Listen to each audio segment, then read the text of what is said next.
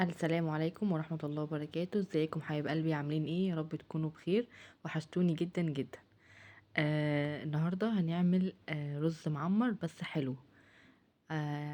يا هلا بقى بالأجواء الشتوية. ووصفة هتعجبكم جدا ولذيذة جدا. هنجيب كوبايتين رز.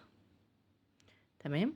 كوبايتين رز ومعلقتين كبار سمنة بلدي ومعلقة كبيرة زيت. تمام. وقشطة وحليب، لبن يعني. تمام. دلوقتي هندعك الرز بالسمنة بالقشطة. تمام. ومعلقة الزيت. ما تنسوش تشجعوني وتعملوا لايك للفيديو وكومنتات وتعملوا اشتراك لو ناسيين. دلوقتي احنا بندعك الرز كويس قوي بالسمنة والزبدة. سوري، السمنة ومعلقة الزيت والقشطة. تمام.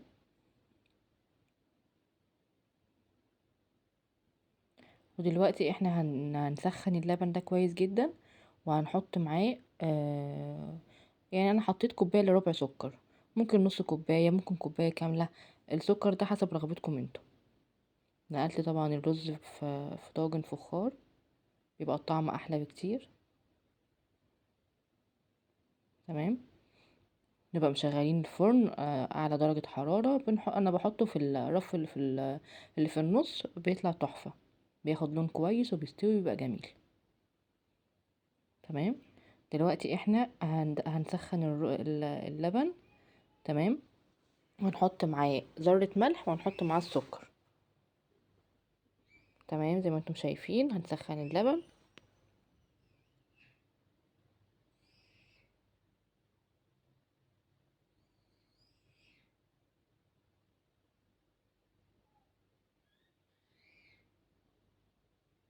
هننزل دلوقتي بالسكر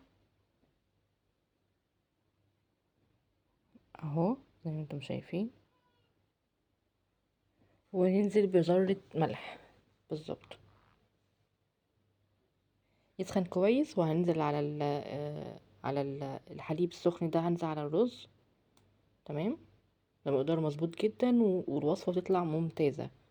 جربوها وان شاء الله تعجبكم.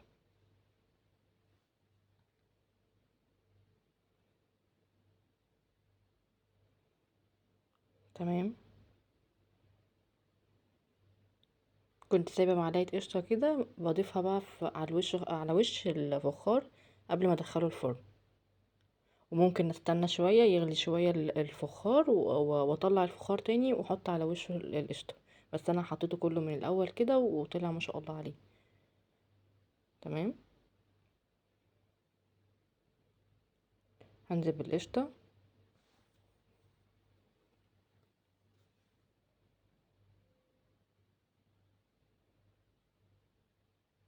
وصفة بتدفي وبتملى ريحة البيت كده. يعني دفى وريحة جميلة وبتفكرنا بأيام زمان. وحاجة بسيطة وكل حاجتها ان شاء الله تبقى عندنا في البيت. مكوناتها مش كتير ولا حاجات مش موجودة، لا كل حاجة موجودة، حليب رز سمنة. موضوع بسيط ان شاء الله وربنا يحسن ما بين ايديكم. تمام كده قوي. هندخلها بقى الفرن